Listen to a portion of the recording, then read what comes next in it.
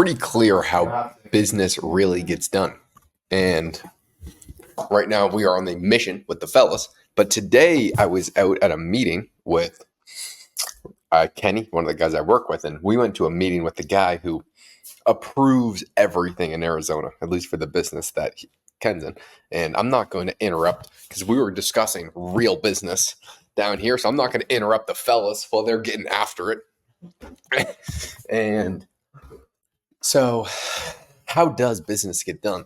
It's really these subtle lunches or dinners with people that have the ability to influence policies, and especially when you're doing business at a really large scale, like the guys that I work with are.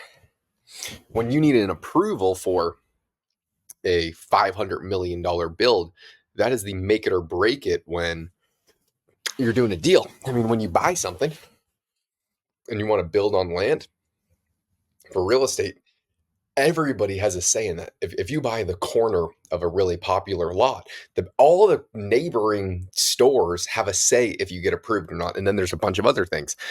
This guy knows a lot about Indian land. And in Arizona, that's pretty prominent because Indians own a lot of land. And you have to get approval. But how do you get that approval?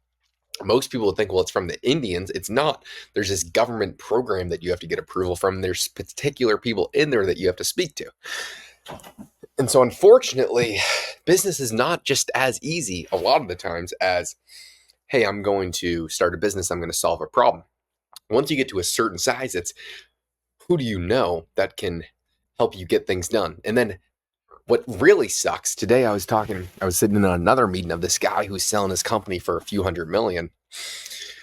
And the reason why he's selling is because he feels like he's a slave to the people that work for him, because his employees try and sue him because he's in a super liberal state. That it's just really like he can no longer do the thing that he loves because he's no longer just running a business.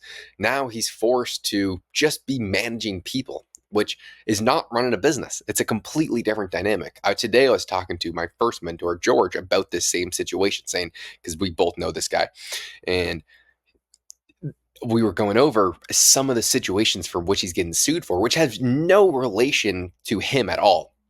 It's just something that happened between some sort of like staffing together, and they're blaming it on him so they can try and get some money, which is it's just a massive headache. And you have to go through that constantly. And George said that's why he didn't grow a large business, because you stop doing the thing. Like the larger your business gets, the less time you actually spend on running spend doing the thing that you did to start to grow the business, which was that skill that you started to learn, which was great.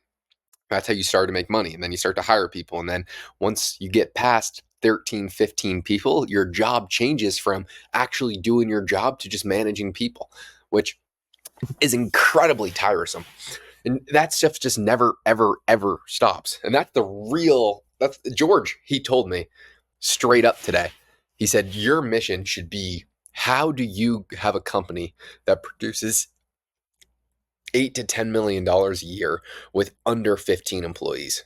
He said, if you can do that, you're going to be 1,000,000 times more happy than making $250 million per year with 250 employees. He said, I promise you, Josh, he said, I know you very well, and we know each other.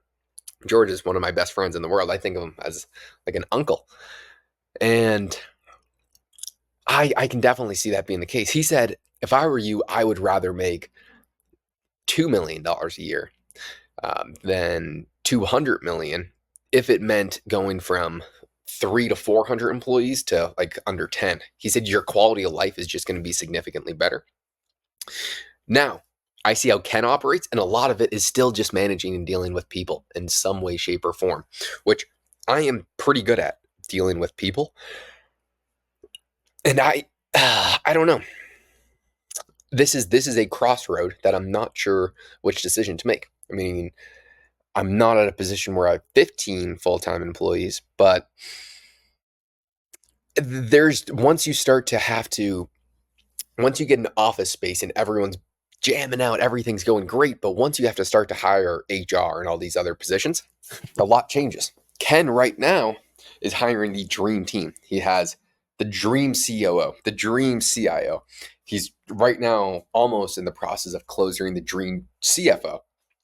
And so it's almost removing him from the business in a lot of aspects, which that took, he's now in his 60s.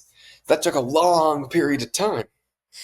Now, I have a huge edge because I get to have these people help me every single step of the way. So it's the multitude of double-edged swords, which I don't know which I'm going to choose because I don't have to yet. I just know I want to grow something awesome, and we'll figure out the details as I go.